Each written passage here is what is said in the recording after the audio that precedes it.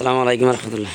এই যে গ্যাপটা আছে, এই বিমের গ্যাপে এখানে বিমটা ডালাইয়ের পরে গ্যাপ থাকবো 3 ইঞ্চি বা 4 ইঞ্চি। তো 3-4 ইঞ্চির মধ্যে এখানে শাটার দেওয়া যাবে না কোনোভাবেই, ঠিক আছে। তো এখানে ককসিট দিতে হবে 3 ইঞ্চি ডাডো একটা ককসিট আনি দিবেন, এখানে ককসিট মারা দিতে হবে। দেখছেন গাছ দেওয়ার পরে জায়গা কতটুকু দেখছেন, এইখানে দেখেন কতটুকু দেখছেন, গাঁথনি আর দেওয়াল কতটুকু বার, মাত্র 2 ইঞ্চি 3 ইঞ্চি ভাগ আছে। এই 3 ইঞ্চি জায়গার মধ্যে কী করতে হবে, ককসিট মারতে হবে।